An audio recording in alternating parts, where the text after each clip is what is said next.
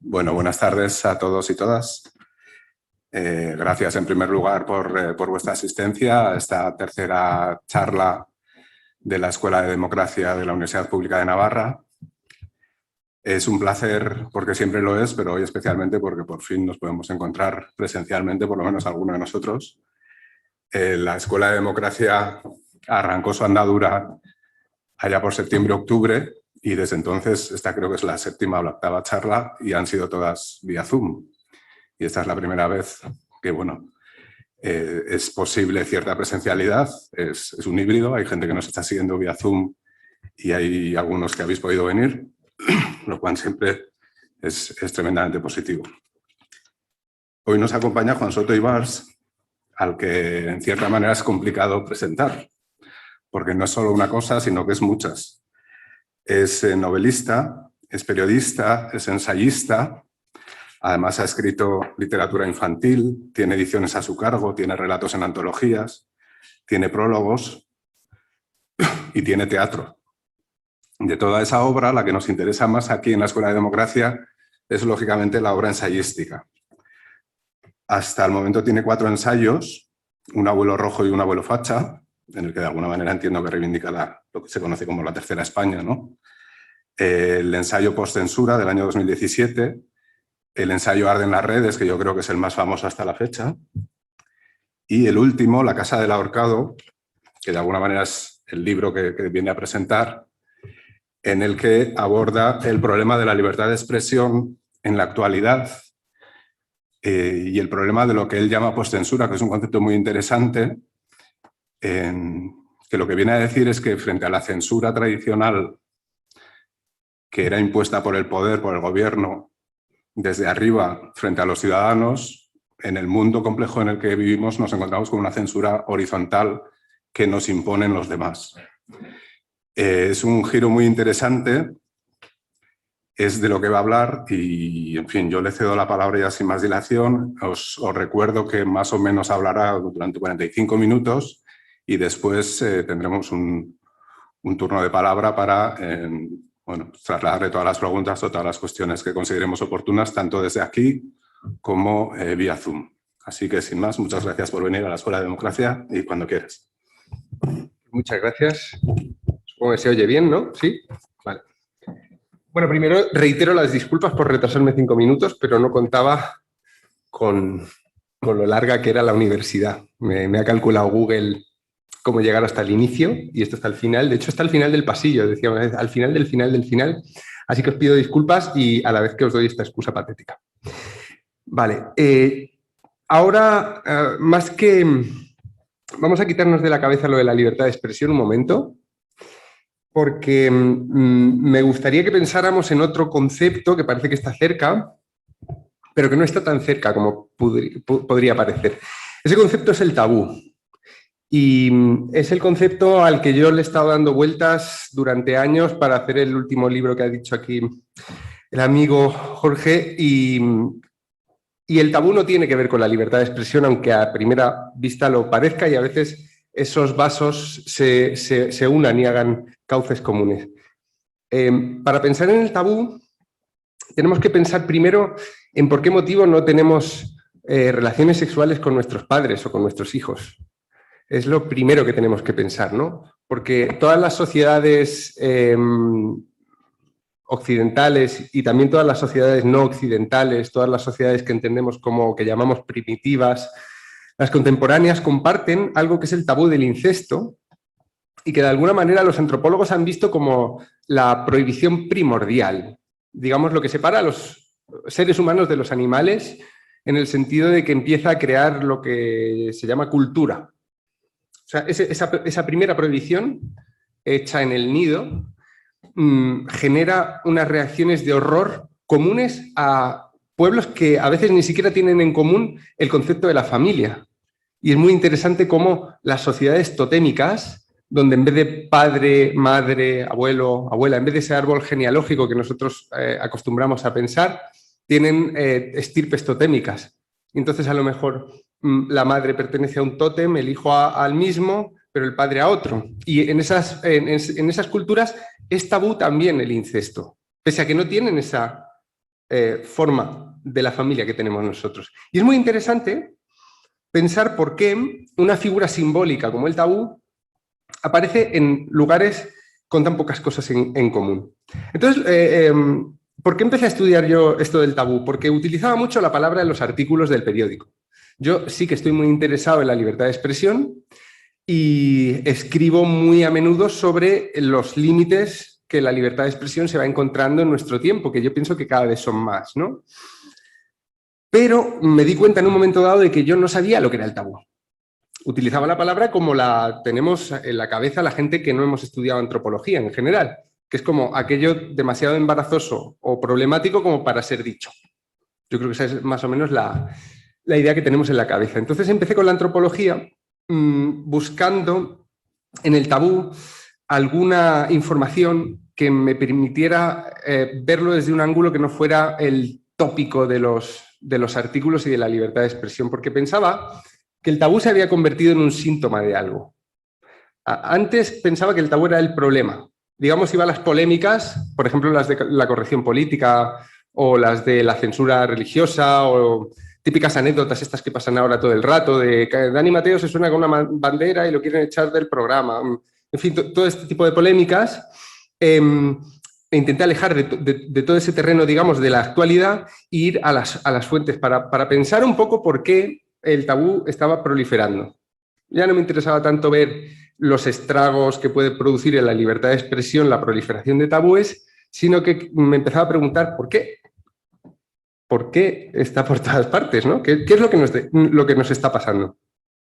Entonces, pensar en el tabú es un ejercicio muy interesante porque la mayor parte de los tabúes se ocultan a nosotros mismos. Por ejemplo, si yo empezara a preguntaros qué es tabú en esta sociedad, rápidamente veríamos que no todo el mundo dice las mismas cosas. Que en general alguien detecta como tabú aquello que le estorba, que le oprime, que le impide hacer algo que quiere hacer.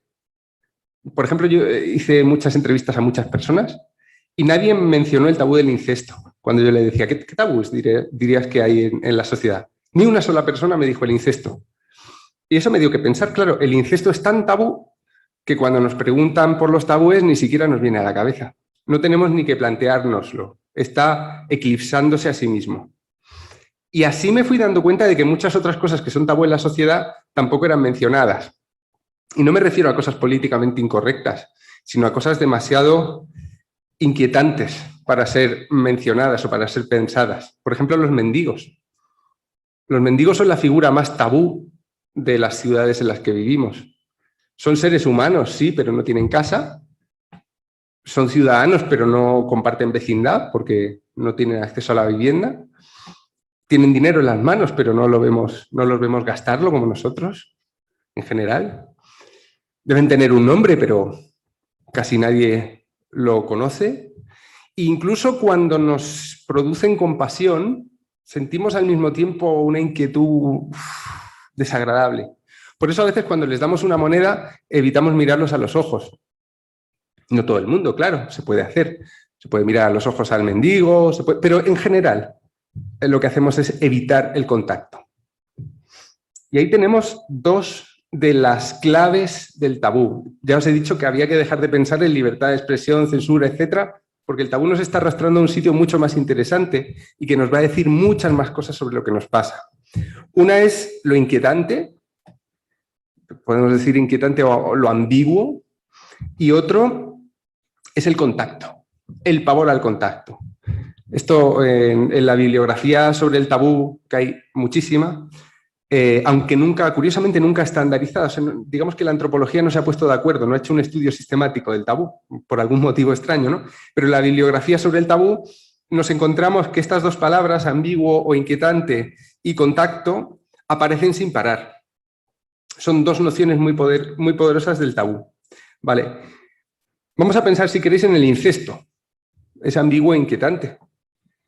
Y tiene que ver con el contacto, un contacto prohibido. Pero no solo el contacto de los hijos con los padres sexual es lo prohibido en el tabú del incesto.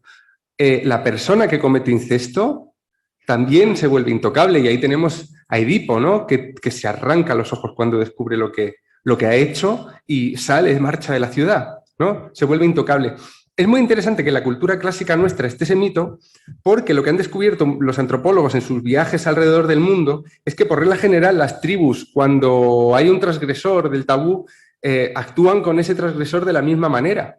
Es la ceremonia edípica en la que el transgresor del tabú se contagia de la fuerza inquietante del tabú y tiene que ser apartada. A veces se le aparta un tiempo, a veces se le aparta para siempre, se le mata.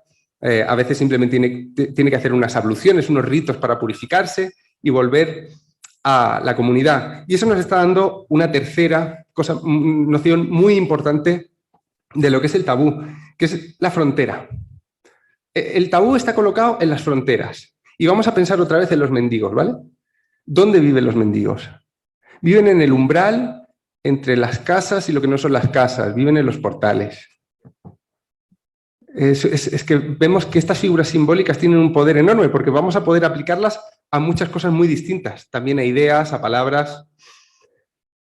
Vale, lo ambiguo, lo inquietante, el contacto y la frontera. ¿Qué otra cosa es tabú en nuestra sociedad? Muy a menudo. No para todo el mundo, pero sí, en general, los inmigrantes, el inmigrante. El inmigrante es otra figura tabú. ¿Por qué es tabú? Vamos a pensar. ¿Ambiguo? Sí, parece como nosotros, pero a veces tiene un acento extraño. No sabemos cuánto sabe de nuestra cultura. Tampoco sabemos muy bien a qué ha venido. ¿Habrá venido a trabajar? ¿Habrá venido por una novia?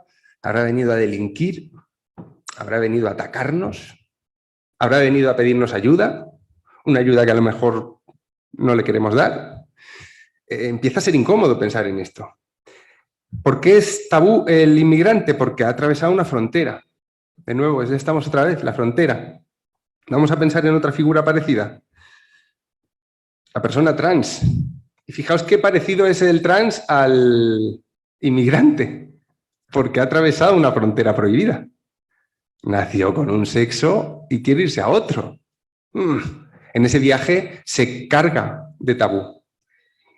¿Vale? Estamos viendo algunas nociones superficialmente de un concepto que luego nos encontramos todo el rato en nuestras discusiones contemporáneas sobre, no solo sobre la libertad de expresión, sino sobre la ideología.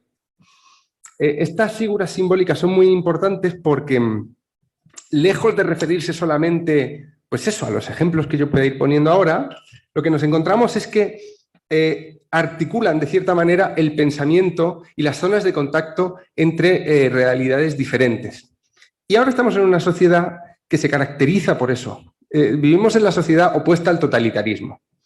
A veces se habla de pensamiento único y cosas así, y eso es una patraña gigantesca porque estamos en la antítesis del pensamiento único. Estamos en unas sociedades hipercomunicadas donde pensamientos absolutamente distintos van intentando crear su nicho y convertirse en pequeños pensamientos únicos en una pequeña parcela, ¿no? Pero vemos que están constantemente en choque. Hay una violencia, digamos, simbólica entre las visiones del mundo enorme, porque lo que tenemos es un mundo hipercomunicado donde visiones muy diferentes están condenadas a encontrarse, a tropezarse. Esto es sobre todo así desde el nacimiento de las redes sociales, porque hasta las redes sociales tú tenías un vecino que vivía en el quinto y bajaba contigo en el ascensor del tercero y la conversación era buenos días, buenos días. Bueno, ¿que hace buen tiempo? Pues sí, pues buen tiempo. Vale, hasta luego. Ahora con las redes sociales tú sabes que es nazi o que es, no sé, de la ETA, ¿sabes? No sé. Ahora está poniendo lo que piensa esa persona y esto está pasando por todas partes. Entonces, las redes sociales han roto un tabú muy antiguo que había en nuestras sociedades, que era el tabú de la intimidad, de la esfera íntima, sobre todo al nivel del pensamiento expresado, más político y más así, ¿no? Nos hemos encontrado con que desapareciendo un tabú bastante importante, que era el que separaba lo que se habla en casa de lo que se habla afuera, lo que se confía a los amigos de lo que se dice al resto de la gente, todo ese tabú que era la esfera íntima, la intimidad, y que nos producía realmente sonrojo romperlo, nos incomodaba ir más allá de esa burbuja y hablar de cierta manera, ¿no? Al romperse ese tabú, hemos empezado a ver cómo proliferaban muchos otros. ¿vale? Nos volvíamos tabú unos para otros porque de pronto había gente que se cargaba de algo demasiado ominoso para ser soportado, ¿no? Ahí es cuando empezaron lo que ha dicho Jorge, lo que yo llamo la postcensura, que es una forma de censura en la que, desaparecido el tabú de las esferas, mezclado todo el discurso, ¿no? en un mismo ambiente, son las propias personas las que empiezan a exigir límites. Y los chistes de Irene Villa los hacíamos en mi instituto en Murcia, en el patio del colegio, hacíamos esos chistes de Irene Villa, de tan bestias, ¿no? Se entendía que un grupo de niños haciendo chistes como esos no hacían ningún daño porque estaban en el patio del colegio. Pero es que ahora con esta tecnología esos chistes llegan enseguida a la Asociación de Víctimas del Terrorismo, a la gente que está muy afectada por esto, ¿no?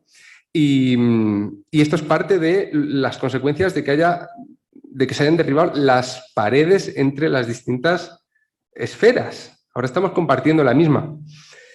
Vale. ¿Cómo es que algo que tiene que ver con lo ambiguo, con lo inquietante, con la frontera y con el contacto, algo que tiene que ver con estos parámetros, con estas nociones, cómo es posible que al desaparecer uno muy grande, que compartimos todos, empiecen a proliferar los pequeños, ¿no? Esta era la pregunta que yo me hacía cuando empecé ya no a leer sobre el tabú, sino a meterme más en serio con lo que ha acabado siendo ese libro. El tabú como síntoma. El tabú del incesto es un síntoma de la civilización. Donde falta el tabú del incesto, hay violaciones, hay violencia, y ha pasado. Es que no quiero llenar la conferencia con nombres y con referencias, voy a pasar de eso. ¿Cuándo desaparece el tabú del incesto o el tabú de la violencia? Que separa, digamos, la frontera sagrada entre la vida y la muerte y, por tanto, prohíbe el asesinato. En las revoluciones, por ejemplo. Las revoluciones son procesos sociales en los que los tabúes se ponen del revés. Los individuos pueden hacer, o sea, las masas pueden hacer lo que la sociedad prohíbe a los individuos. Esa es una definición de Durkheim de lo que es una revolución, ¿no? Desaparecen los tabúes. Durante la revolución podemos violar por la calle, podemos matar, podemos cometer todo tipo de crímenes, podemos, al fin de una manera simbólica, cometer el incesto, ¿no? El crimen mayor. Vale. Digo, el tabú del incesto es importante por eso. Si se rompe ese tabú, estamos en guerra. Estamos en guerra. Ha pasado en la Primera Guerra Mundial, hay crónicas muy buenas, en la Revolución Francesa, en la Revolución Rusa, pasa, vale. Pero ¿qué pasa cuando, en vez de un tabú, digamos, compartido, lo que tenemos es un montón de tabúes de pequeñas taifas? Cuando en vez de suprimirse unos tabúes muy fundamentales, sin llegar a suprimirse esos tabúes muy fundamentales, empezamos a ver que proliferan muchos otros. Porque este es a lo mejor alguien no lo comparte, pero yo creo que este es el momento en el que estamos ahora mismo. Cuando me puse a hacer la búsqueda entre las entrevistas a personas sobre el tabú, me daba cuenta de algo muy inquietante, que era que personas, digamos, adscritas a distintas identidades, y aquí digo identidades desde nacionales como ideológicas, incluso a veces tan superficiales como género, orientación sexual, gente con distintas identidades tenía tabúes sospechosamente demasiado diferentes. O sea, me he dado cuenta de que lo que para uno era sagrado, para otro era asqueroso. Yo creo que si os ponéis a pensar en esta cuestión, encontráis ejemplos fácilmente, pero si queréis, puedo dar uno bastante bonito. No sé cómo funciona esto. Justo ahora que se ha ido Jorge. Vale, tengo unas diapositivas para hablaros de un caso que es muy interesante. Es que no lo he mirado. Vale, a ver. Esto es lo de siempre. Uy, pues ahí estoy yo. Vale, aquí. Sin título, sí. ¿Y esto cómo se pone en pantalla completa?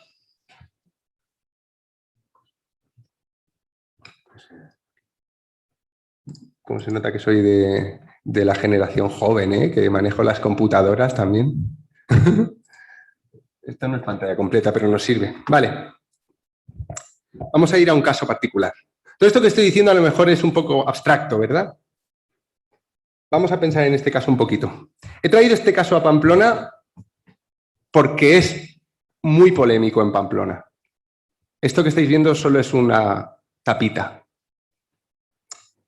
He traído este caso con toda mi mala intención, porque este caso alude a algo que es absolutamente tabú aquí. Entiendo que es absolutamente tabú aquí.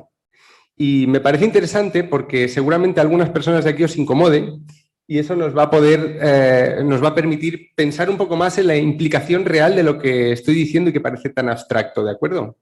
Si alguien se incomoda, que lo disfrute, porque vamos a ir hacia un terreno que es inquietante, ya digo. Esta gente de aquí, como veis, dos monjas y un cura, son un colectivo como de artistas, humoristas, no sé muy bien, situacionistas, ¿vale? Se dedican a hacer campañas muy originales y muy raras, muchas veces cambiando las cosas de sitio de manera inquietante, ¿no? Y consiguen muchas veces salir en los medios de comunicación sus actos como si fueran cosas reales, ¿vale? Aquí vemos un elemento que ya nos choca con el resto, ¿no? Sería la cara de Pablo Iglesias abajo y el lema Yes We Pray, que es como el de Obama de Yes We Can, pero nosotros rezamos, ¿no? Aquí se disfrazaron de curas y monjas y se fueron a Vistalegre 2, donde Podemos eligió a su cúpula, y dijeron que eran los curas y monjas, los cleroflautas, y que iban a apoyar a Iglesias, porque ellos eran de la Iglesia, y entonces salieron en los medios, aquí se les ve como periodistas, salieron en los medios de comunicación porque que la gente se lo tragaba, ¿no? Que habían ido pues un grupito de curas y monjas muy majos, ¿no? Aquí vemos otra acción, que era una web que se llamaba Democrat y que servía para vender tu voto.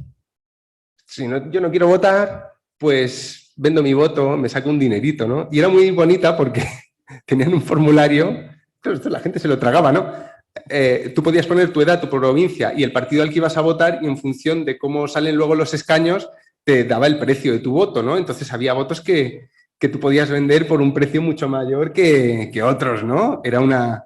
Claro, naturalmente no había nada detrás de esto, igual que no había nada detrás de los cleroflautas, ¿no? Aquí hicieron otra cosa muy divertida, que es que se fueron a una manifestación independentista en Cataluña diciendo que eran els espanyols pel sí. Españoles por la independencia de Cataluña, ¿no? Otra cosa que era como absolutamente cruzada, ¿vale? Aquí en los congresos de telefonía de Barcelona, el Mobile World Congress, hay mucha prostitución. O sea, cuando viene un yuppies de todo el mundo, se monta alrededor pues una gran red de chicas que dejan tarjetas en los hoteles y tal. Hay muchísima prostitución porque es una de las cosas que vienen a hacer aquí los negociantes coreanos y de todo el mundo, ¿no? Que vienen después de las reuniones de putas, vaya. Entonces estos tíos, estos mismos que estamos viendo, hicieron un cartel que pusieron en las marquesinas cerca. Lo que se ve detrás es la Fira, que es donde se hace la feria, con Just Fuck, que era una aplicación para facilitar un poco pues, la tarea de encontrar a la prostituta más acorde a tus gustos, ¿no? Era de nuevo falso, aquí no había ninguna aplicación, no había nada, ¿no? Pero, como veis, están todo el rato jugando, dando un paso más allá de la frontera de lo normal, ¿no? Primero hemos visto curas y monjas con iglesias. Sabéis que entre la gente muy de Podemos pues hay cierto fanatismo por el líder, ¿no? Cierta cosa de religión, ¿no? En torno a tal, pues se daban un paso más y se convertían ya en curas y monjas, además con el juego de palabras ese de la iglesia con iglesias, ¿no? En la segunda, lo de los españoles pel sí o tal. Bueno, aquí, claro, jugaban con la idea de frontera también de que los votos no valen lo mismo en todas las provincias, ¿no? Y convertían esto en un mercado real, ¿no? Aquí, pues joder, una manifestación de banderas básicamente, ¿por qué no meter esta bandera y cargada de un componente político imposible, ¿no? Como españoles per la independencia, ¿no? Aquí, de nuevo, pues eso también, ¿no? Como con lo del voto, con lo del voto, ¿no? Vamos a convertir en un producto algo que está por todas partes. Esta fue bastante más pequeña, pero me hace mucha gracia y por eso la pongo, porque se ve a un tío en el Camino de Santiago persiguiendo a los peregrinos con un cartel que pone menos caminar y más trabajar. En fin, de nuevo, ya veis, ¿no? Entonces, llegamos a esta. Ah, bueno, no queda una, mira. Como veis, la camiseta que llevan, están con Esperanza Aguirre. La camiseta lleva la cara de Esperanza Aguirre y pone fea arriba, y abajo pone feministas con Esperanza Aguirre, o sea, fea. Fingían ser una organización de feministas a favor de Esperanza Aguirre y llevaban la cara de Esperanza Aguirre y fea. Bueno, así de inocente era esto, ¿no? Pero como veis están todo el rato jugando con los límites, ¿no? Están dando una vueltecita más a cada cosa, también metiendo algo de denuncia, como en el caso de la aplicación de la prostitución, ¿no? O la de la venta de voto, hasta que hicieron el tour de la manada. Y por eso decía que os iba a llevar a un sitio incómodo en Pamplona y que me apetecía llevaros ahí. Aquí estamos viendo la web del grupo que se llama Homo Belamine y ya, digamos, el comunicado que hacen como consecuencia de lo que ocurre cuando, de la misma manera que todas esas otras cosas que hemos visto que eran bromas para engañar a los medios y así, una de sus bromas es tomada de manera demasiado real. Ellos hicieron una web que fingía ofertar un tour por aquí, por vuestra ciudad, con unos itinerarios para turistas por los sitios donde había transcurrido la violación de la manada. Pues el banco donde hablaron con ella, el portal donde tal, no sé qué, donde apareció el móvil. Digamos que el cliente podía pagar por los servicios de esta empresa ficticia, que no tengo el pantallazo de cómo era la web, pero me imagino que la visteis porque salió en toda la prensa, en todas las televisiones y tal, ¿no? Fingían ofertar un tour turístico por aquello que había tenido tanta atención mediática, ¿no? Aquí vemos El Mundo, esto es de un pantallazo del diario El Mundo, con el trayecto. Eso es básicamente lo que ofertaban, era un paseo por ahí. También te daban las calcomanías con las pegatinas del Prenda, la camiseta que llevaba el otro, en fin, fingían darte una serie de productos para disfrazarte de los tíos de la manada, ¿no? Y aquí vemos también Navarra.com, pues, ¿no? Fijaos, el banco de la Plaza del Castillo. Es la primera vez que estoy en Pamplona y yo sabía dónde está este banco. ¿Qué estaban denunciando ellos con esto? ¿O qué estaban haciendo? Ellos lo que estaban haciendo con esto, voy a apagar ya esto.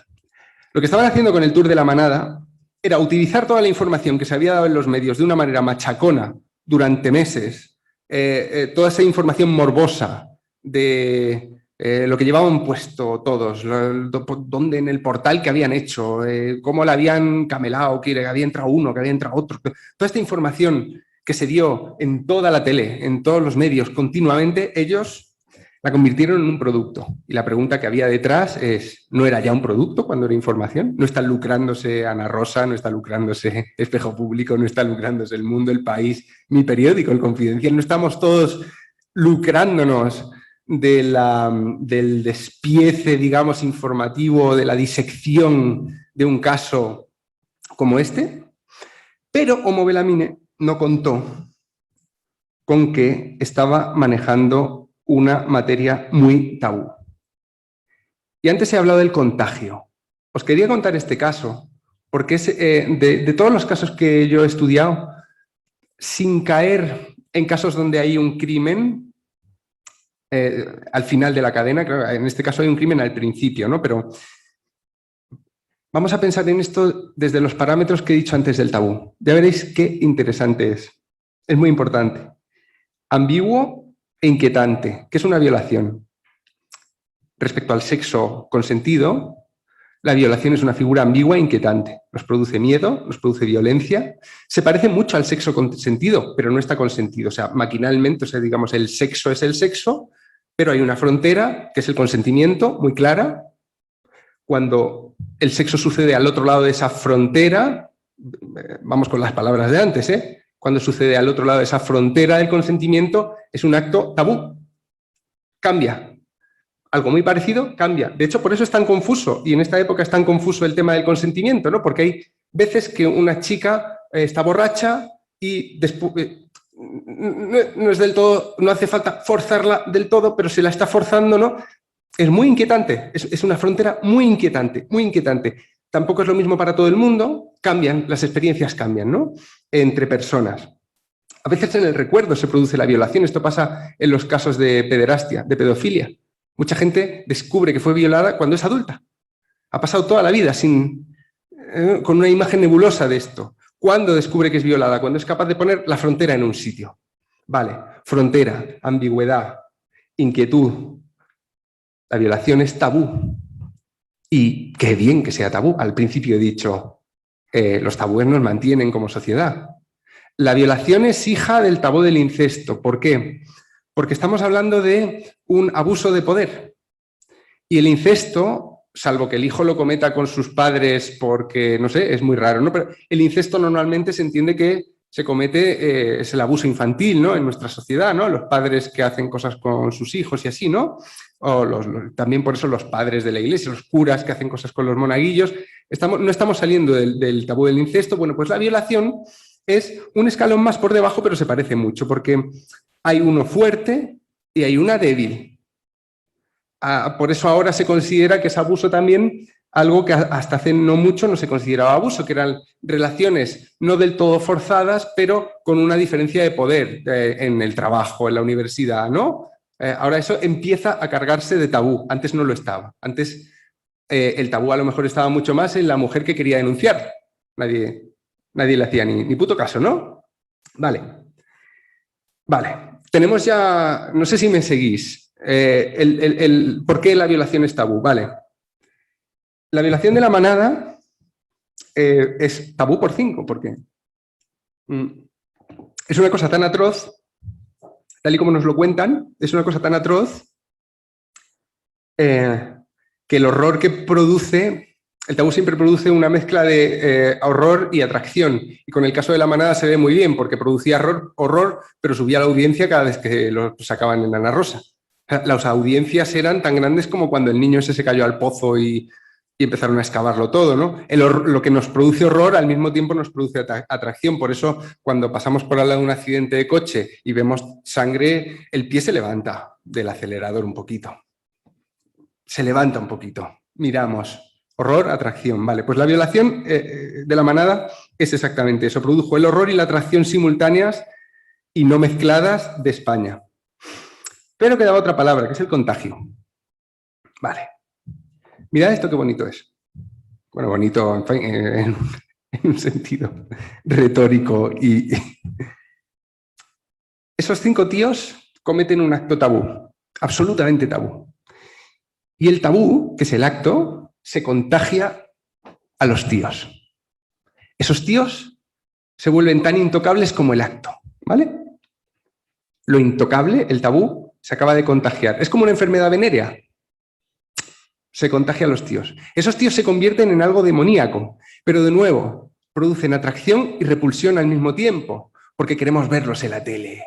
Se ven las fotos todo el rato, les paran por la calle, prenda, no sé qué, y la gente lo ve y dice, monstruo, pero se queda mirando.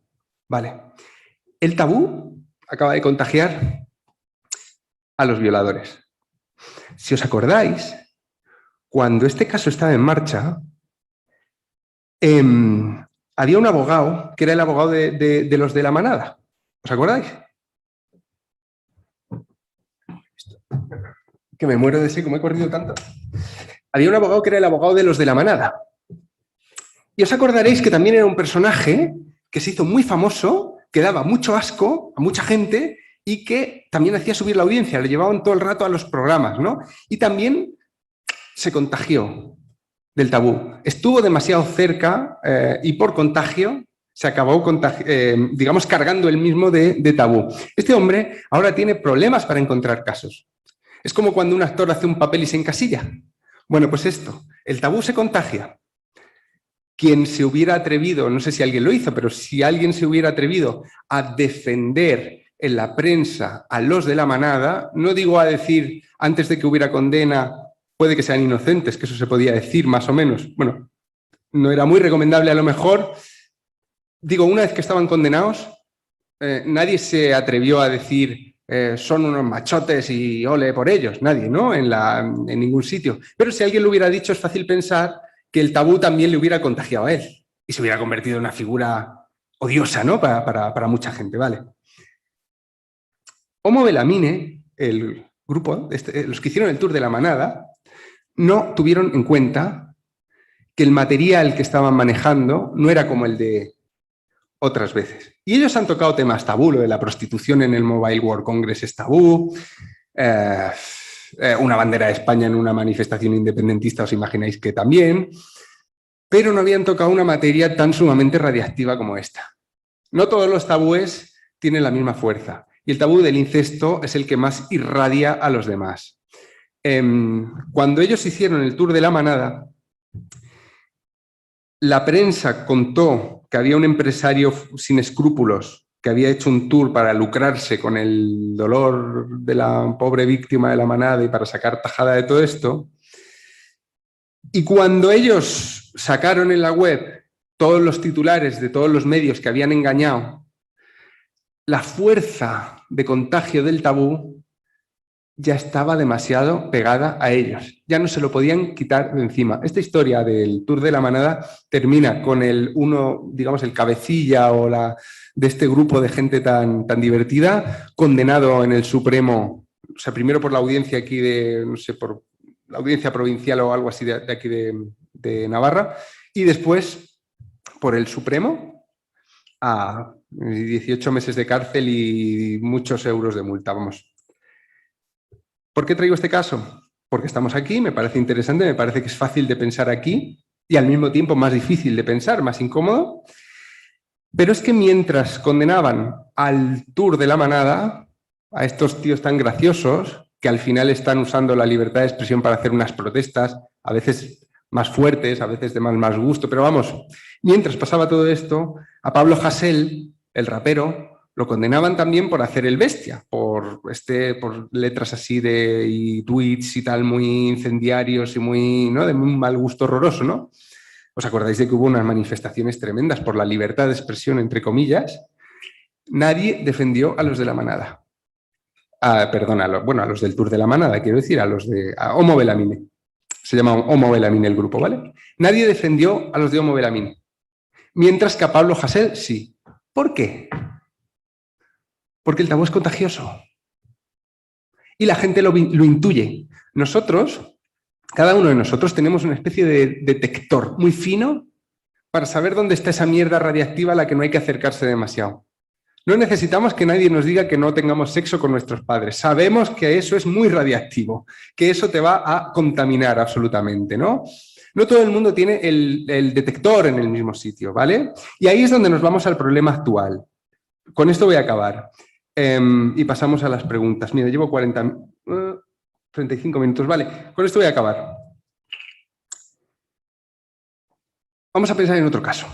Porque podemos decir, este caso de Homo Belamine es muy interesante porque si lo desgranamos bien, podemos, digamos, quitarle algo del horror que podría producirnos a lo mejor ver la imagen de que unos tíos andan en el Tour de la Manada, ¿no? Cuando yo os doy el contexto de todas las otras cosas que han hecho y vemos más o menos que se dedican a ese tipo de performance, el horror que puede producir a primera vista se va atenuando, ¿no? En sede judicial no ha servido de mucho, ya os digo que están condenados, pero vamos a poner otro ejemplo ya para terminar sobre qué pasa cuando esos tabúes no solo no están compartidos, sino que producen división social. Y ahí es donde el caso que os he puesto de Homo Belamine lo utilizo para entender muy bien cómo funciona el tabú. Yo creo que ya con ese caso todo eso que al principio parecía un poco más abstracto va asentándose, ¿no? El contagio, lo inquietante, la frontera, etc. Y ahora, para terminar, ¿qué pasa cuando en lugar de unos tabúes comunes vamos dejando que proliferen tabúes específicos? ¿Y cuál es el efecto en la democracia? Podría poner muchos ejemplos, en el libro pongo muchísimos ejemplos, pero no hay ninguno que sea tan claro y tan clamoroso como el de una diapositiva que no me atrevo a poner aquí. Y no la voy a poner. ¿Y sabéis por qué no la voy a poner? Y sí, pero porque no todos los tabúes se castigan igual. Este se castiga con la decapitación normalmente. Es la caricatura de Mahoma. No pienso mostrar ese dibujo y debería poder hacerlo, porque estamos en una democracia y puedo poner una caricatura de Cristo con la picha fuera. O sea, quiero decir, alguien se puede ofender, pero no me va a pasar nada. No va a ser lo mismo. Si yo pongo lo de Mahoma y alguien lo ve por internet, no me atrevo. Había pensado en ponerlo pixelado, pero es que no me atrevo a ponerlo pixelado. Os lo juro. Vale, ¿qué pasa con Mahoma? Vamos a...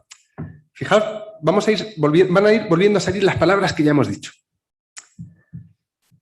Un dibujo de Mahoma no es inquietante para mí, ni para vosotros, a no ser que haya algún musulmán, que no sé si hay algún musulmán en la sala, pero para un musulmán sí, porque Mahoma no se dibuja, Mahoma no se ve.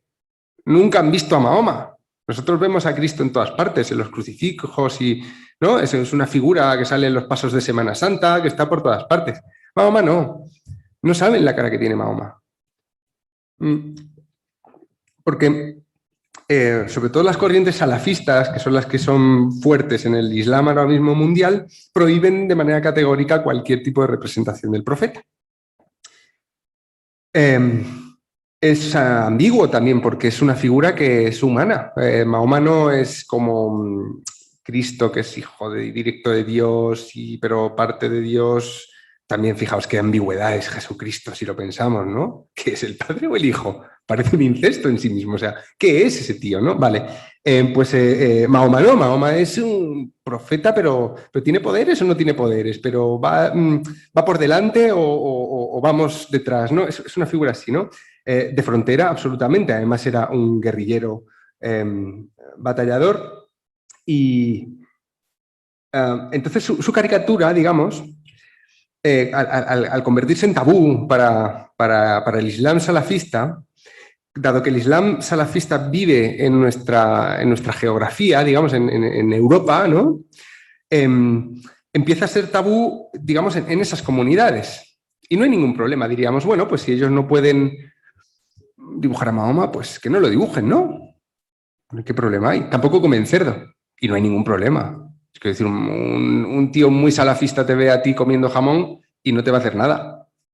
O bebiendo alcohol. No pasa nada. Son tabúes suyos que tú no respetas, pero no pasa nada. En cambio, con la caricatura de Mahoma la cosa, ya sabéis, se fue de madre, ¿no? Charlie Hebdo publicó la caricatura de Mahoma. Primero intentaron castigarlos con la ley. Las asociaciones islámicas de Francia intentaron, digamos, llevarlos por los tribunales, pero claro, Francia es un Estado laico, entonces el Estado, la libertad de expresión garantiza que se pueda hacer ese tipo de caricatura y cualquier otro. Entonces el salafismo lo que hizo fue, bueno, pues una cosa que también pasa mucho con los tabúes, que es el castigo ritual.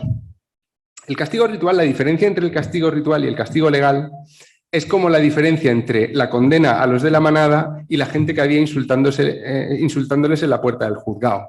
O sea, o los que estábamos en las redes sociales insultándoles también, ¿no? El castigo judicial es propio de una democracia y de un Estado de Derecho. Cometes un delito, hay una pena, hay un juez y acabas en la cárcel. El sacrificio ritual, el castigo ritual, es ese que parece como un poco más antropológico, más de la gente que va a gritar a la puerta del juzgado cuando ya el tío lo han condenado o lo que sea, ¿no? Bien, el castigo ritual en este caso, ya sabéis, llegó al extremo de que se cargaron a 12 de la revista Charlie Hebdo en la redacción a tiro limpio. Murieron después por la calle, o sea, de la revista había 8, murieron, hasta el recepcionista le dispararon, ¿no? Eso nos hace ver, ese caso que es muy extremo, nos hace ver que en una sociedad distintas visiones del mundo, distintas tribus, pueden convivir mientras compartan los tabúes. Cuando los tabúes empiezan a, digamos, acorazarse en cada tribu se vuelve mucho más intransigente con el resto. Y esto se ve con un ejemplo muy ridículo, los veganos. ¿Por qué los veganos muchas veces dan tanto la chapa? Pues al final tú decides no comer carne, come lo que quieras, ¿no? Pero ¿por qué hay como esa inclinación del vegano a darte la chapa un poco? ¿Por qué? Bueno, porque una tribu que nota que sus tabúes no son respetados se vuelve más intransigente y más proselitista.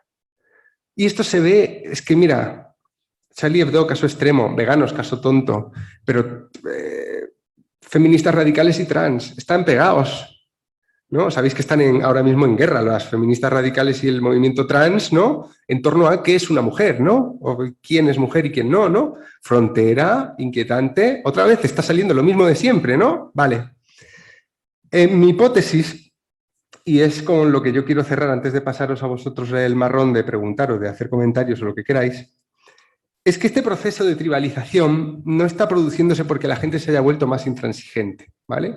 No creo que, que los musulmanes que acaban cometiendo un crimen como castigo ritual contra Charlie Hebdo o se cargan años después al profesor Samuel Paty por mostrar la caricatura que todavía está tan cargada de ese poder contagioso que contagia a un profesor que ni la ha dibujado, ¿no? Sabéis que decapitaron a un profesor en Francia hace 6-7 meses, ¿no? Vale, yo no creo que la gente se esté volviendo más intransigente o más infantil o más piel fina o más gilipollas por capricho, ¿sabes? No creo que sea un problema individual. Creo que en esta sociedad tendemos a verlo todo, siempre a darle a todo explicaciones muy individuales y creo que eso es un error. Mi hipótesis, y ya os dejo a vosotros, es que este proceso de tribalización que estamos viendo en asuntos nacionales, identitarios, ideológicos, amigos que se pelean por los temas más variopintos y casi siempre por cuestiones de identidad política, de identidad nacional, de identidad de género, de identidad de lo que sea, que todo esto es un efecto de algo que nos ha pasado. Y me tenía que preguntar qué es lo que nos había pasado. ¿Qué es lo que nos había pasado para que todo...? Y entonces descubrí una palabra muy bonita que es religio, que utilizaban los romanos y que es la palabra de la que viene nuestra voz religión. Pero los romanos no utilizaban esta palabra como para hablar de las creencias esotéricas, para eso tenían superstitio, de donde tenemos nosotros superstición, ¿no? Ellos con religio se referían a una creencia común capaz de aglutinar a identidades muy diversas, cosa que en un imperio tan grande como el romano era hiper necesario, porque entonces, ya sabéis, las comunicaciones iban a caballo o en barco y para mantener, digamos, una cierta identidad imperial entre pueblos tan diferentes, no era solo el latín, no era solo la legión que les aplastaba si se rebelaban, no, hacía falta algo más y eso era la religión. La religión romana fue cambiando, a veces coincidía con la religión, o sea, a veces era Zeus o después de Constantino, pues a lo mejor era la religión, digamos, cristiana, la primera, pero a veces no, a veces era otro tipo de canción de fondo que compartían, que tarareaban a la vez, que podían tararear todos a la vez. Yo tengo la hipótesis, y esta es mi hipótesis, de que nuestra religión no era ni la patria, ni la bandera, ni el idioma, ni la ideología, ni el goce por vivir, ni... No sé, hablo de Occidente, ¿eh? De Occidente.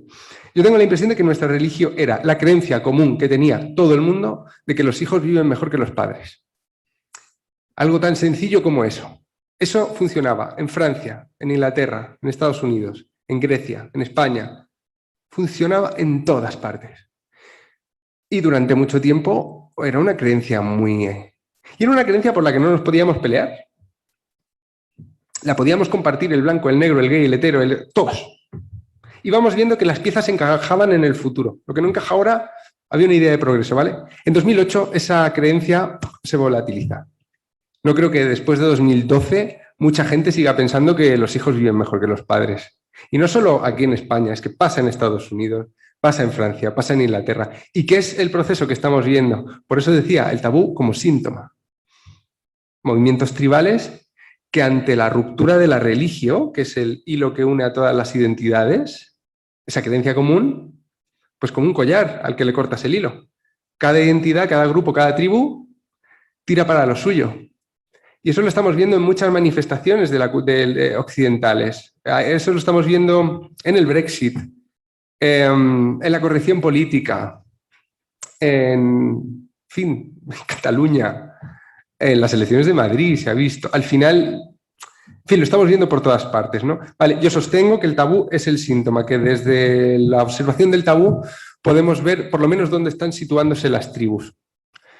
Y no mucho más. Así que, nada, esto es básicamente lo que os quería decir. Me gustaría mucho ahora que vosotros participarais y discutierais o lo que queráis. Es una mierda no veros las caras. No sé si es difícil, veo ojos simpáticos y así, pero es muy raro, hablar a gente que no tiene cara.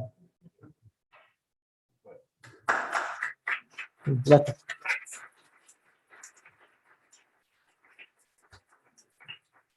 ¿Les dan un micrófono para que se les oiga en internet o a quien pregunte o no? ¿Tenemos micrófono para ir pasando? Aquí hay uno. Que no sé cómo lo están viendo en streaming. Sí. ¿Y los de internet pueden preguntar? Sí, ahora. Bueno, pues muchas gracias. No tenéis ningún privilegio, Sí, muchas gracias, Juan. Vamos a dar paso ahora a las preguntas. Podéis preguntar tanto los que estáis aquí como los que estáis siguiendo la sesión vía Zoom. Los que estáis vía Zoom tenéis un apartado de preguntas y respuestas y simplemente, bueno, escribir las preguntas y yo iré dando paso tanto a los de la sala como leyendo las posibles preguntas que se planteen vía Zoom. ¿De acuerdo? ¿Alguien quería preguntar aquí? No sé si...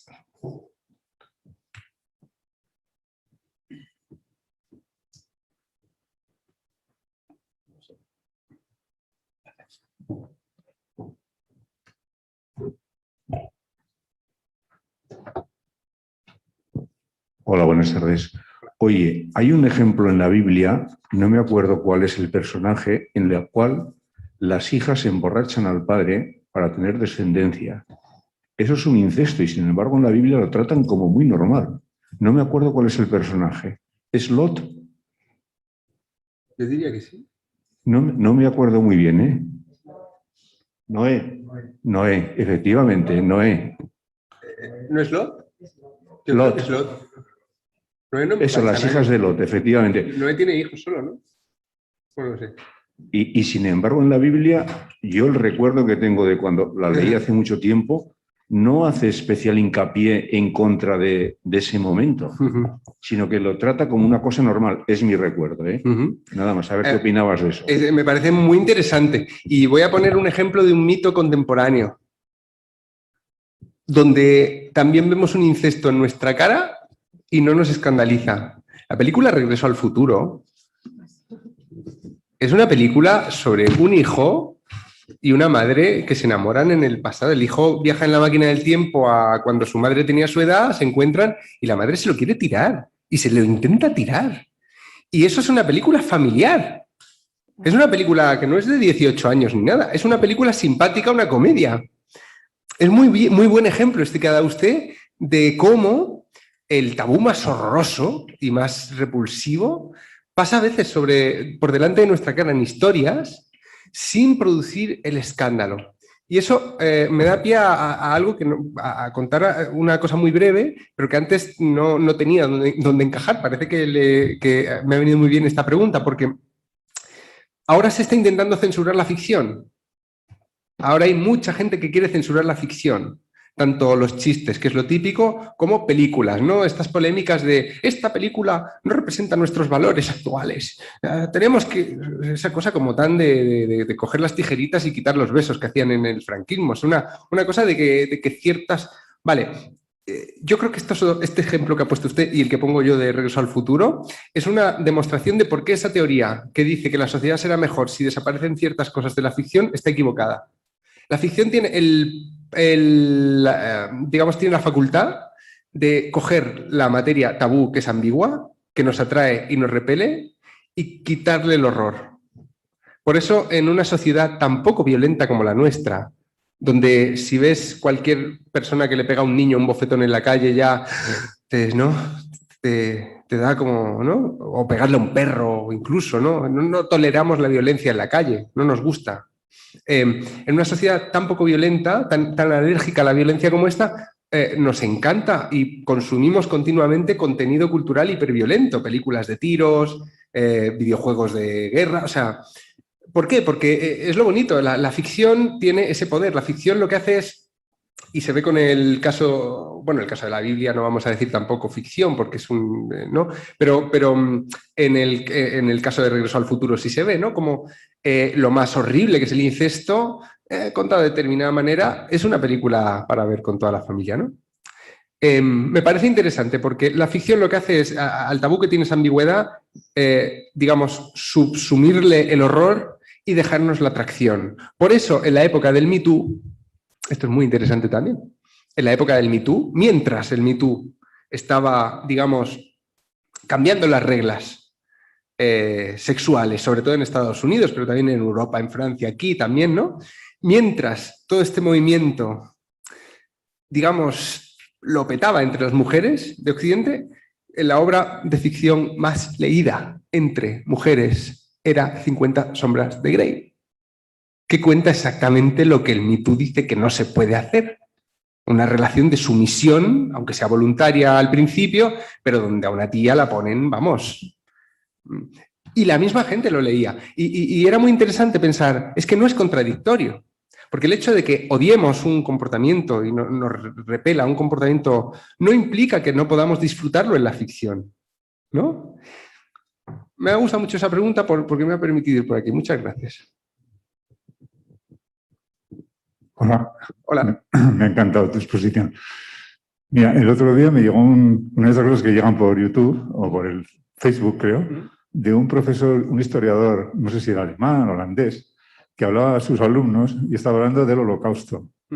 Y entonces él les dijo que ya estaba harto del uso que se hacía del Holocausto por parte del Estado de Israel como pretexto para lo que están haciendo. Entonces, bueno, creó entre la gente, pues mucho, era una universidad alemana, creo. Los alemanes tienen mucho sentido de culpa por todo esto, ¿no? Y hubo un revuelo, ¿no? Entonces claramente dijo, yo soy hijo de dos personas que desaparecieron en Auschwitz y en otro campo de concentración. Y él dijo, pues que él estaba totalmente en contra del Holocausto y tal, pero que ya se había convertido también, en este caso yo creo que el tabú puede servir para otros fines, o sea, no sé cómo decirlo, se puede utilizar para manejar un poco de manera publicitaria una actividad, una actitud, una acción que no es correcta o no es buena como está pasando ahora, por ejemplo, ¿no? Realmente. Creo que es un poco, va por ahí un poco lo que parece que no nos atrevemos a criticar lo que en realidad es criticable porque se está haciendo un uso totalmente torcido de lo que debería ser un uso, pues más bien recto, ¿no? de este concepto, por ejemplo. El tabú es inmanejable. Las medidas de censura, digamos, de arriba abajo, están condenadas a fracasar, aunque sea... pero esa escena que usted comenta es todavía más interesante porque no son alemanes, es israelí. Es Israel donde está pasando eso. Es una universidad, es la Universidad de Tel Aviv, y esa escena es de 2016. Después de, creo que fue 2014 cuando Gaza quedó como reducida a escombros y tal, pues esto es de poco después. Y ese profesor se ha convertido, ese profesor ha transgredido un tabú de la sociedad israelí, que es que no se debe comparar jamás lo que hace el Estado de Israel con lo que hicieron los nazis. O sea, lo de los nazis solo se puede, es una figura, claro, y lógicamente, ¿no? Es una figura sagrada. Digamos, de ese podio de la víctima no se le puede bajar a la imagen mental del israelí, que no necesariamente es el judío. Y ese profesor lo que hizo fue transgredirlo. Por eso, además, la escena es muy bonita porque vemos de nuevo el sacrificio ritual. La gente del público, sobre todo una chica que tiene un micrófono en la mano, está hiperventilando como en la película de las brujas de Salem. O sea, lo que estamos viendo ahí no es una reacción, y esto se ve también mucho en Estados Unidos porque son muy dados a este tipo de histeria, ¿no? Lo que estamos viendo ahí no es la reacción de una persona que esté discutiendo con otra sobre un asunto de historia o de política. Estamos viendo unas reacciones en el público que son de una verdadera horda que está siendo conmocionada por unas palabras y que va a atacar, y atacaron. Ese profesor, creo que fue ese mismo año, no sé si alguien tiene el dato, yo no lo tengo, quizá me equivoco con la fecha, pero ese profesor ha tenido muchos problemas en la universidad. Y si esto se puede usar, pues desde luego sí se puede usar, pero políticamente, pero yo pienso que los políticos tienen que utilizar los tabúes que ya están moviéndose por la sociedad, porque los tabúes no se pueden imponer. Ha habido una ola ahora, pues esto, con el feminismo, por ejemplo, ha habido una ola y hay políticos que se suben a ese carro, pero esa ola no la están provocando ellos. Esos cambios, digamos, en la sensibilidad de los grupos responden a corrientes mucho más inmanejables, ¿no? Y por eso tantas veces esos procesos se van de las manos. Quien intenta manejar, pongo un ejemplo que todo el mundo conoce, la Alemania de los años 30. Había una pulsión tribal en los alemanes arios después de la Primera Guerra Mundial. Ellos perdieron la guerra, fueron desarmados, ¿no? Por el Versalles, etcétera, ¿no? O sea, que se quedaron, digamos, en un país impotente, en plena ofensiva imperial de todos los demás países, etcétera, ¿no? Y la identidad alemana, que tampoco estaba del todo bien construida, ya sabéis que la independencia, o sea, la creación del Estado alemán es paralelo al italiano, ¿no? Países recientes, imperiales, que de pronto, ¡pam!, se ve castrado después de la Primera Guerra Mundial, ¿no? Entonces el alemán, y esto lo han estudiado mucho desde la antropología, es muy bonito, el alemán ario está en un mundo como el nuestro, está en un mundo en el que no tiene religión, no sabe dónde está, ya no sabe lo que es, necesita afirmar su identidad. Súmale a esto todos los corrientes de la hiperinflación, se habían quedado sin dinero, estaban en la mierda, estaban mucho peor de lo que estamos ahora, con mucha diferencia, ¿no? Y necesitaban afirmar su identidad. ¿Qué aprovecharon los nazis? Esto. Los nazis se limitaron a coger una corriente que ya existía en las sociedades, no solo alemanas, en las europeas, que era el antisemitismo, porque el judío era una figura ambigua. Ya volvemos otra vez a las palabras. Está con nosotros, habla nuestro idioma, pero no es de los nuestros, porque tiene sus tradiciones milenarias, ¿no? Cogen a una figura ambigua dentro de la sociedad, como ahora se podría coger a los inmigrantes en esta sociedad, y hay gente que lo quiere hacer. Cogen eso, exacerban ese tipo de pasión y le dicen al alemanario, poniendo una barrera al judío o exterminándolo en un gran holocausto, que es una palabra de la antropología, un sacrificio ritual, nuestra identidad será salvada. Por eso son tan peligrosas las... primero, es inmanejable. Los nazis lo que hacen es exacerbarlo y utilizarlo, pero eso ya está antes de los nazis. Hay obras de Schnitzler, por ejemplo, que están hablando ya en el siglo XIX de todas estas corrientes, o sea, eso ya estaba. No venía de un día para otro. Pero es muy interesante porque lo que ocurre con la Alemania nazi nos enseña que los procesos de tribalización, y esto es lo que luego estudia Popper en La sociedad abierta y sus enemigos, los procesos de tribalización son exactamente lo contrario, son el enemigo número uno de lo que entendemos por una democracia liberal o de un Estado de Derecho como el nuestro, ¿no? Por eso yo en este libro estoy lanzando la voz de alarma, si quieres. Y esa escena de la universidad me parece un buen gancho para decir todo esto. Pero sí, una escena muy interesante y bonita cinematográficamente. Muy interesante.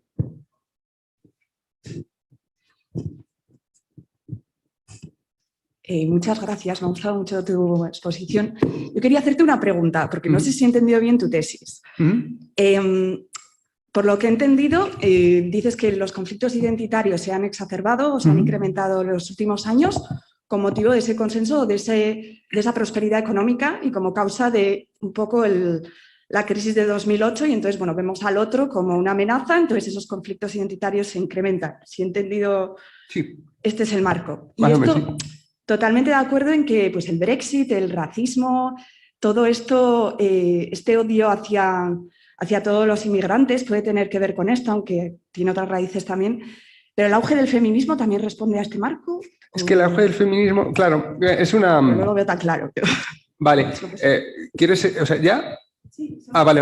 ¿Sabes? Vale. Sí, esa lógica también responde al auge del feminismo que viene precisamente de una desigualdad, ¿no? Sí, claro, pero es que detrás de todos los movimientos nacionalistas hay una desigualdad, hay un sentimiento de agravio, siempre hay algo que es verdad en todo. En toda reivindicación siempre hay algo que es verdad, ¿no? Y en algunos casos es más verdad que en otros. El feminismo ya estaba antes de todo esto. Lo que sí que yo creo que forma parte, claro, no quiero meter aquí a toda la ola, es que es muy difícil de... Esto me pasó en un programa de televisión y cuento la anécdota en el libro, que nos preguntaban uno a uno si éramos feministas, era un debate sobre feminismo, ¿no? Y lo primero que te decían era, ¿eres feminista? ¿Eres feminista? A cada participante, ¿no? Todo el mundo decía que sí y yo dije, no lo sé, pero ¿como quién? O sea, ¿a qué nos referimos? Y en esa pregunta la utilizo en el libro para reflexionar precisamente sobre lo que tú me preguntas, que ¿se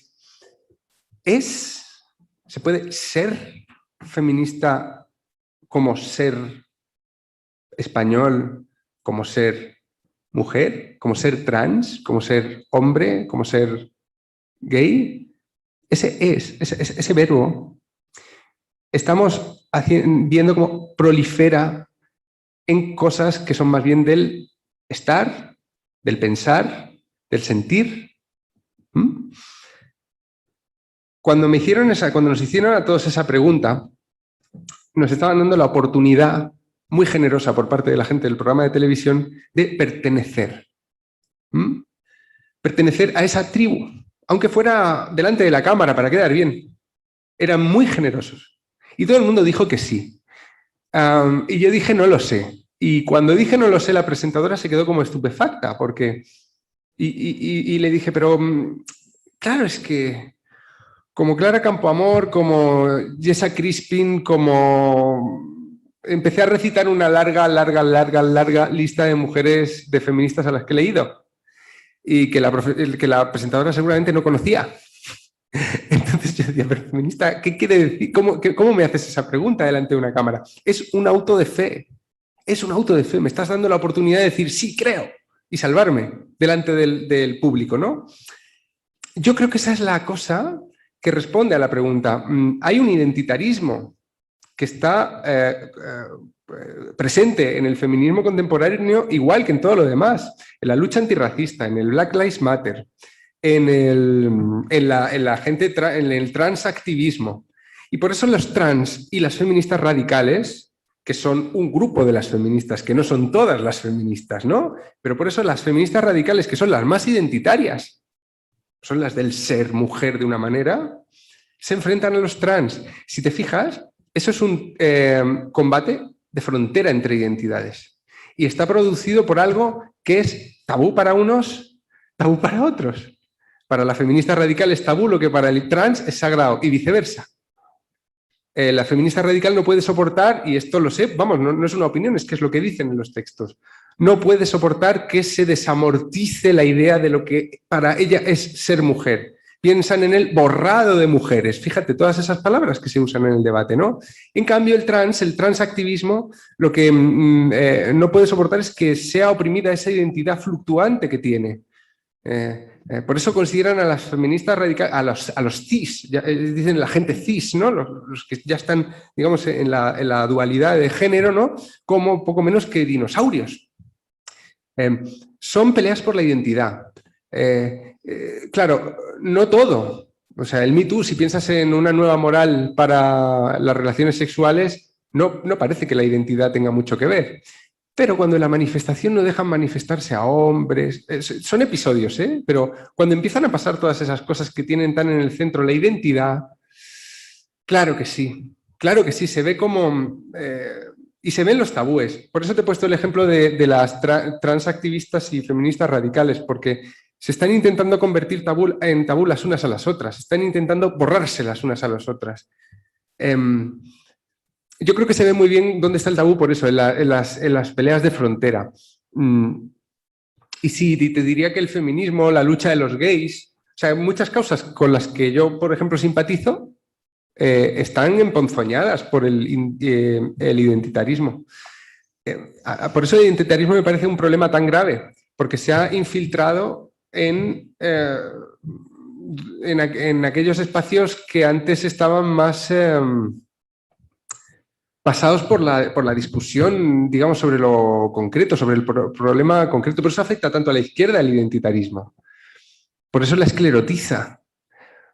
Porque estamos perdidos en extrañas peleas de fronteras simbólicas, ¿no? Donde, pues eso, no sé, sí. El caso de Amanda Gorman es muy interesante en ese sentido, ¿no? Ahí se ve Amanda Gorman, chica negra de 22 años, que lee la toma de posesión de Joe Biden y que de pronto solo puede ser traducida por alguien negro y mujer. Ahí se ve muy bien cómo la identidad se ha colado en la lucha antirracista y en la feminista. ¿De qué coño? ¿Cómo? ¿Qué es eso de que tiene que traducirte a alguien de tu misma raza? Nunca lo habíamos oído. O de tu mismo género. Por Dios, pero por favor. Se supone que la traducción es lo contrario, ¿no? Así que sí, creo que el identitarismo está por debajo de estas luchas. Y les hace daño. Vale, voy a leer una pregunta de los que están en sus casas vía Zoom, luego doy paso, que ya veo que también hay más intervenciones aquí. Te preguntan, a ver, ¿qué pautas propones para convivir entre las tribus? Dice, porque las tribus existen, están ahí y son parte de nuestra animalidad o de nuestra sociabilidad o de nuestra esencia. ¿Cuál sería, si no entiendo mal la pregunta, nos has dado un diagnóstico? Ya, las soluciones. Sí, una pregunta difícil. Bueno, como la persona que ha preguntado eso no está en la sala, puede decir qué cabrón. O qué cabrona, claro. A ver, tú has dicho mi tesis al principio, lo de la religión y tal. Es una hipótesis. No es una tesis porque no tengo manera de demostrarlo, ¿vale? Pero si mi hipótesis va bien encaminada y lo que nos está pasando del auge del tribalismo es porque se ha roto la religión, lo que necesitamos es una religión nueva. Que puede ser la misma de antes, volver a creer en que los hijos vivirán mejor que los padres, aunque yo veo difícil que sea esa, o puede ser cualquier otra. Se están viendo, cada tribu intenta que la religión, digamos, sea la suya. Y como tampoco coinciden, Make America Great Again debería incluir a todo el mundo, ¿no? ¿Por qué cabrea tanto a los negros que se diga Make America Great Again, ¿no? Las vidas negras importan, debería ser compartido también por todo el mundo, ¿no? Porque eso se convierte también en un caballo de batalla identitario donde hay gente a la que le da tanta rabia, ¿no? Se ve como, sí, cada tribu tiene también su receta, su utopía, quiere tirar una línea hacia el futuro. Algunas nos gustan más y otras menos. A mí no me gustaría vivir en una teocracia islamista, pero hay gente que cree que es una buena forma de encontrar su religión, ¿no? El califato islámico es eso. Entonces, ¿cómo volver atrás? Ahí sí que no tengo hipótesis, pero sí que tengo alguna intuición. Yo tengo la impresión de que ya no vamos a tener un enemigo externo. En el libro este libro estaba acabado. Voy a contar una anécdota que, en fin, bueno, está también contada en el libro, pero no me deja muy bien. Yo tenía este libro acabado y había escrito la respuesta a la pregunta que ha hecho alguien por internet. Y esa pregunta era irónica y era, es muy fácil que la paz vuelva a reinar y que volvamos a tener una religión, porque he visto una película que se llama Independence Day, donde ante el ataque de una raza extraterrestre con una fuerza destructiva inmensa y que nos ve a todos como si fuéramos hormiguitas o sapos, pues la humanidad se une frente a un enemigo común, ¿no? Y supera digamos, sus diferencias para sobrevivir ese gran desafío. Y esto era una metáfora del calentamiento global, porque me parecía que era una amenaza, digamos, que nos puede joder a todos de una manera bastante democrática, ¿no? Pero entonces apareció el coronavirus. Y el coronavirus se parece bastante a una invasión extraterrestre, si lo pensamos, ¿no? Porque es una figura que no es humana y que le importa una mierda que sea mujer, hombre. Es verdad que luego afecta más a determinadas edades, también mata más, parece, a los hombres, pero nos da igual porque todos tenemos padre, madre, ¿no? Y no queremos que se muera la gente a nuestro alrededor, ¿no? Pero llegó el coronavirus y vi que las polarizaciones estas no solo no se relajaban como yo había escrito en el libro, sino que se exacerbaban. La toma del Capitolio es después del coronavirus. Las grandes destrucciones de mobiliario, etcétera, y de saqueos en tiendas de Black Lives Matter y las contrarreacciones del supremacismo blanco, toda esa violencia racial de Estados Unidos, es después del coronavirus. En Cataluña han ardido también hace poco las protestas por lo de Pablo Hasél son de una violencia inusitada de pronto, ¿no? Los estallidos están siendo cada vez más constantes. Así que tuve que cambiar el libro. Y en ese libro, pues ya os digo, la respuesta que yo daba a esa pregunta era con un enemigo exterior o inhumano, lo bastante democrático en su mala hostia, como para ponernos a todos en el mismo frente. Pero es que eso ha llegado y es el coronavirus y no ha funcionado. Así que, no sé dónde está la cámara, pero no tengo ni pajolera idea de cuál es la solución. Y tengo la impresión de que no bastará con que económicamente nos vaya mejor. De hecho, creo que cuando económicamente nos vaya mejor, van a venir las hostias más fuertes en esta batallita que tenemos montada. Porque ha pasado otras veces, ¿eh? Los procesos revolucionarios siempre son así, ¿eh? Muy bien, ahora sí, adelante. Sí.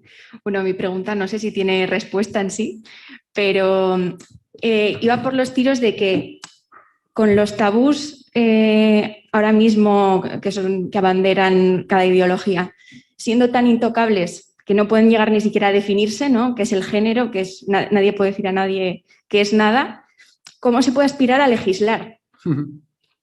Porque claro, las luchas ideológicas hasta ahora partíamos de una base común de tener un mismo lenguaje, al menos, ¿no? Aunque fuera capitalismo versus comunismo y fuera un antagonismo categórico, nos entendíamos en el léxico, ¿no? Si ahora no podemos definir qué es el género, ¿cómo se puede entrar a legislar? Joder, qué interesante. Pero este es filósofo y aquel más todavía, ¿no? Filósofo del Es que he estudiado derecho. Derecho, entonces uno primero ve la seguridad jurídica, entonces por deformación profesional luego uno dice, ¿y la seguridad jurídica? Claro, pero es que el lenguaje positivo de la ley, estamos hablando de una sopa totalmente relativista. Estamos en una sociedad absolutamente relativista, donde es que el valor de las palabras es lo que cambia en cuanto a las tribus, ¿no? Fijaos la que se montó con lo de violación, abuso. Tampoco se estaba pidiendo que se cambiaran demasiado las penas, porque luego creo que han bajado algunas incluso, ¿no? Pero que se tiene que llamar violación. No es abuso, es violación, ¿no? Y ya daba un poco más igual que la pena fuera mayor o menor. Era una cuestión de fuerza. De hecho, es Vox el partido que más quiere subir las penas por violación y no parece ser el más feminista del tablero, ¿no? Quiero decir, ¿de qué estamos hablando? Claro, positivamente, si te pones a ver lo de el contenido de las palabras en la ley, empezamos a ver cómo este identitarismo que es una manifestación del relativismo, porque no hablamos los mismos idiomas, está ya metiéndose en las legislaciones. Y lo difícil que se vuelve, por ejemplo, hay un libro muy interesante y muy polémico de Aya Nisi Ali, que es una mujer de origen somalí que vivía en Holanda, huyó de la ablación del clítoris a Holanda y ahora vive en Estados Unidos y es una de las intelectuales más polémicas del mundo, posiblemente. Una tía muy interesante, pero que te hace sufrir cuando la lees, porque juega mucho con el tabú, ¿no? Y ella ha intentado hacer un libro sobre, el último se llama Presas, sobre el aumento de las violaciones en Europa, y la crisis de los refugiados. Y ella es refugiada, ¿eh? Pero he intentado ver si las dos piezas se están casando, ¿no?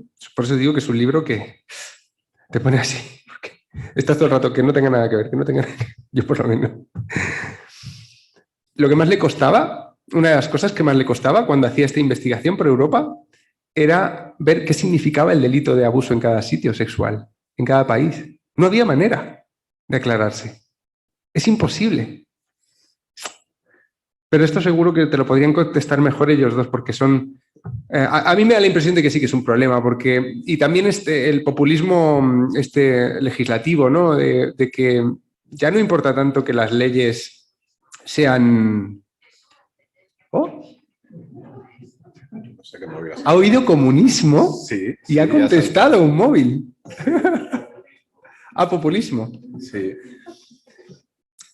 Pues eso, que el populismo al final se ve en las leyes, ¿no? Claro, todo este tribalismo en los partidos políticos tiene digamos, representación en los partidos políticos que están aprovechando, como decíamos antes con lo de Alemania, todas estas corrientes para, ¿no?, la batalla constante política, y eso, claro, como son los legisladores, acaba traduciéndose en leyes, ¿no?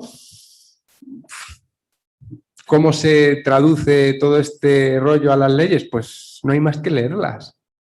No hay, ¿cómo es el Consejo General del Poder Judicial, que tiene que hacer exámenes sobre las leyes? Últimamente está lanzando algunos exámenes que son gritos de auxilio prácticamente, porque le llegan unas leyes hechas por los legisladores que no hay por dónde cogerlas. Y no me refiero en concreto a la de trans o la del solo sí es sí, que han sido... No, es que les está pasando continuamente. Bueno, yo tenía una pregunta. Cuando hemos estado hablando de la cuestión de los tabúes, da la impresión de que son cuestiones antropológicas que vienen de tiempos inmemoriales y que vamos, que en diferentes culturas se manifiestan de maneras muy parecidas. Pero yo llevo mucho tiempo reflexionando sobre si existen laboratorios de nuevos tabúes. Me gustaría saber si, digamos, las universidades americanas, que ahora mismo son, digamos, cámaras de eco o microclimas donde se producen muchas de estas batallas culturales con protestas, ¿no? Por ejemplo, si estuviéramos ahora mismo en una universidad americana, pues quizá tendríamos a gente protestando e intentando impedir esta charla, ¿no? Y salen términos nuevos constantemente, como los pronombres, ¿no? La cuestión de los pronombres, que en inglés han llegado pues, a inventarse sí, todo tipo de lenguaje inclusivo que ahora estamos, pues digamos, tonteando un poquito en español, pero que en inglés es una locura. Cuestiones como el whitewashing en cuestiones de ficción, ¿no? Y parece ser que el tema del privilegio, ¿no? Constantemente están surgiendo nuevos términos, nuevas cuestiones que tenemos que tener en cuenta. Sale también una resistencia a través de las redes sociales o a través del mundo de YouTube, con lo conocido como la intelectual dark web. Sin embargo, todas estas cuestiones que quizá no tienen mucho que ver con nuestras sociedades en Europa o en otros lugares del mundo, al final siempre nos acaban llegando. Unos cuantos años más tarde, pero siempre acaban llegando. Y me gustaría saber esto, si existen laboratorios de nuevos tabúes y si este contagio, ¿no?, se debe a la religión que les estabas comentando o si es un tema de imperialismo cultural, de la propia fuerza que tiene Estados Unidos a la hora de exportar sus tabúes al resto del mundo. Pues buena pregunta, porque cuando yo digo que proliferan, en gran medida, y cuando al principio decía que uso mucho la palabra en mis artículos. Bueno, yo escribo, quizá lo sepas, que escribo mucho de estos temas en la prensa y aquí en el libro también, ¿no? Porque si es imperialismo cultural, yo diría que no hace falta, porque somos tan catetos que si primero lo pone en inglés, ya es que lo compramos. En los años 90, cuando empezó la corrección política a ser algo preocupante en las universidades estadounidenses, sobre todo en las de élite, se escribió Robert Hughes, La cultura de la queja, que es el primer libro que se traduce en España y que nos cuenta todas esas extraños aquelarres donde persiguen a gente por decir culo o negro o palabras así sueltas, ¿no? Yo recuerdo que cuando la cultura de la queja se publica aquí y se empieza a comentar el tema, durante muchos años la corrección política yanqui es una cosa que nos hace reír en el Mediterráneo. Mucho, nos hace mucha gracia que se pongan tan locos por cualquier cosa, ¿no? Y es verdad que con el paso sobre todo con el paso de la crisis económica, empezamos a ver que aquí también hay gente así. Yo diría que, por eso, que no es necesariamente imperialismo. Por un lado está que somos unos catetos, pero es que en los países nórdicos pasa antes que en Estados Unidos. Es calvinismo. En contra de, o sea, a mí me ha sorprendido siempre que en España tenga tanto arraigo eso de la corrección política, porque la corrección política es un esquema calvinista y nosotros tenemos un esquema cultural católico, que es lo contrario. En el libro hablo un montón de Juan Calvino porque es una figura clave, porque lo que él dice es que, o sea, a partir de Calvino, en los protestantes, el pecado, digamos que te lo tienes tú que mirar todo el rato, tienes que vigilarte. Los católicos se piden perdón y se les perdona, una penitencia y a correr, ¿no? El protestante vive en una tensión mucho más grande, ¿no? Está lo de la predestinación, en fin. La corrección política y todos esos problemas de los campus y tal, que cada vez son más bestias, está exacerbada por una industria. Sí. O sea, la corrección política no está expresando una hipersensibilidad de una sociedad, está fabricándola. Por eso las listas de comportamientos como microagresiones no paran de crecer. Las listas de palabras problemáticas y de comportamientos problemáticos no paran de crecer. No es porque la gente sea cada vez más sensible, es que se adoctrina a la gente en qué tiene que ofenderle. Y esto es lo curioso que haya llegado aquí, porque si os fijáis muchas veces, o sea, hay dos tipos de microagresiones, esto que se llama microagresión.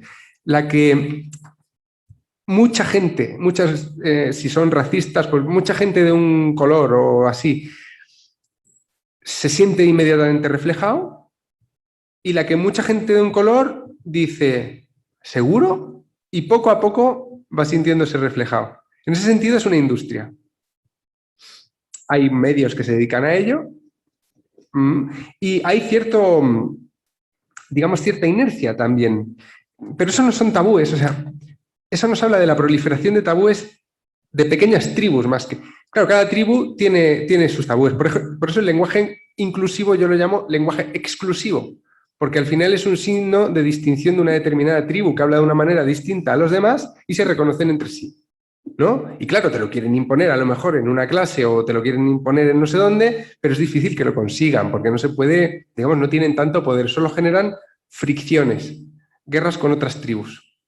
La tribu del lenguaje inclusivo o de la corrección política hace surgir enfrente la de los políticamente incorrectos, que acaban siendo otra tribu. Se comportan de manera igual de dogmática, tienen las mismas, o sea, tienen líneas rojas en otros sitios, pero las tienen, cosas que no pueden pensar, porque como somos políticamente incorrectos, no podemos pensar que el machismo exista. O sea, cosas así, ¿no? Se van generando, digamos... Por eso a mí no me preocupa tanto que haya una industria concreta, y le doy mucha caña en los artículos a esto que dices tú y me divierto bastante con ello, ¿no? Y me parece como, es un poco un fetiche mío, ¿no? Pero a mí lo que me preocupa es todo ese fenómeno en el que una tribu se levanta y otra se levanta enfrente y nace una absoluta batalla y queda la tierra quemada entre ellas porque eso es lo que afecta a la democracia de una manera categórica, como decían por allí. Al contrario de las discusiones ideológicas, estamos hablando de batallas identitarias, donde yo digo todes y tú dices todos, nos reconocemos como enemigos de tribus distintas y es que ya desde el lenguaje, desde la apariencia, es como una especie de mutación de las tribus urbanas y que ha contagiado también al mundo adulto, ¿no? Hay tantas cosas que se podrían decir también. En fin, no quiero alargarme demasiado, perdón. Bueno, es que me entiendo. Creo que ya la última pregunta. No sé si hay gente que quiere preguntar más. Y si hay gente que quiere huir, que no es de vergüenza, ¿eh? No pasa nada. Que los que están en internet es muy fácil, apagan y nadie se entera, pero vosotros estáis aquí los pobres. Vale. No, la pregunta muy sencilla es así. ¿Qué lleva a que lo que le genera a las personas asco o repugnancia en esa creación de los pequeños tabús de los que habla usted en el libro se convierta o quiera convertirse en algo masivo? ¿Por qué pasar de un repudio individual o un asco hacia algo a ese afán de convertirlo en algo común y crear esas pequeñas tribus? Depende. Piensa que el tabú no es individual, el tabú es colectivo siempre, aunque sea en un grupo pequeño. Yo en el libro pongo un ejemplo que parece gracioso, pero es que tiene mucho sentido. Imaginaos que a mí me da asco la palabra candado. Cada vez que alguien dice la palabra candado me ofendo. ¿Qué soy? Un loco. Me causa horror la palabra candado. Pero imaginad que la palabra es maricón. Somos muchos.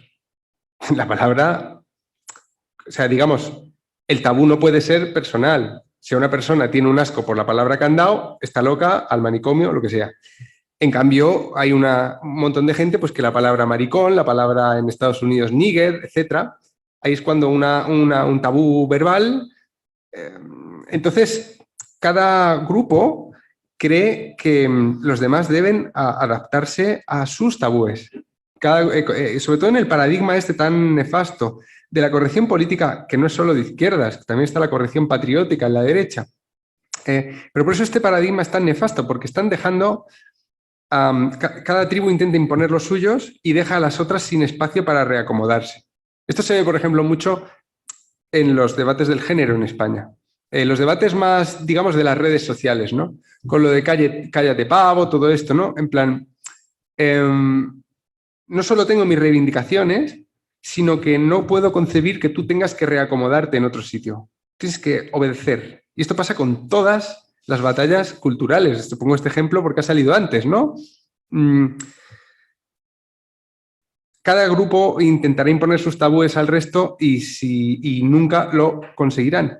Y eso es lo dramático también, que no se puede conseguir.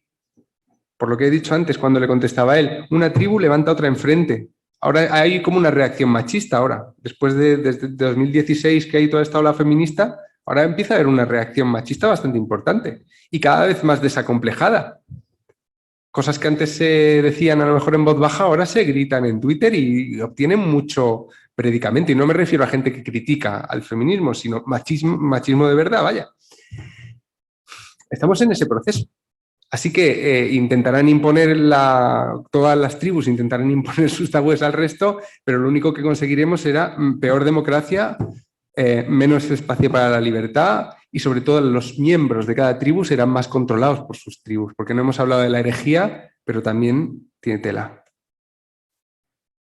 Muy bien. ¿Hay alguna cuestión más? Sí, adelante. Bueno, una más. Sí, la última y breve a poder ser. Intentaré ser breve yo también. Juan, muchas gracias. Lleváis hora y media aquí, lo siento. Última pregunta, creo que poco polémica. Como novelista, como escritor de ficción, ¿no te parece que la existencia de tabúes, es decir, de algunos temas que no se pueden tocar con toda la libertad con la que se pueden abordar otros, es una materia prima jugosa para el buen novelista, para el creador de ficción? Es decir, Sí. poder sortear de alguna manera, insinuar, ¿no? Acariciar un tema sin tocarlo de fondo. Creo que me parece que igual en la literatura española también, como ha habido tabúes muy fuertes, ¿no? Como en otros países, los mejores escritores han sido los que han sabido más o menos sortearlos de alguna forma, insinuarlos y sortear esa censura. No sé. Yo pienso que la existencia de la corrección política, si la industria no fuera tan jodidamente cobarde, porque el problema al final es la industria editorial, que son los que se acobardan, los que ponen la pasta, ¿no? Yo creo que para los creadores la censura es buena. Es buena porque obliga a digamos, no digo que sea deseable, yo prefiero que no haya y lucho porque no haya, pero es buena para la creación, porque pone al creador en un lugar más complicado y le obliga Entonces, sí, pienso que este ambiente cultural tan sumamente violento y censor desde tantos ángulos, ¿no? Y para tanta gente distinta, será bueno para los intelectuales y tal, que solo para aquellos que sepan ver que es su responsabilidad violentar los tabúes. O sea, que si no, el pensamiento no se mueve. Por eso me gustan tanto Homo Belamine, que no hacen novelas, pero hacen arte o hacen, no sé muy bien cómo llamarlo, pero que juegan con eso, ¿no? Claro, es que como... Claro. Os recomiendo que os metáis en la página de Homovelamine, está Homovelamine. Claro, pensaba que lo que escribo aquí se ve ahí, da igual. Homovelamine, como suena, con V. Os recomiendo que os metáis en la página porque hay mucho material y además necesitan ayuda para pagar lo del Supremo. O sea que si queréis comprar algún libro de ellos... Muy bien. Pues muchas gracias, Juan. Vamos a poner el candado a esta charla. Por fin. Y os emplazo ya, os anuncio que la Escuela de Democracia, la próxima charla ya será después del verano, porque en junio no vamos a organizar. Probablemente, aunque está en el aire, vendrá César Rendueles, que es un sociólogo que acaba de escribir un ensayo interesantísimo sobre la igualdad.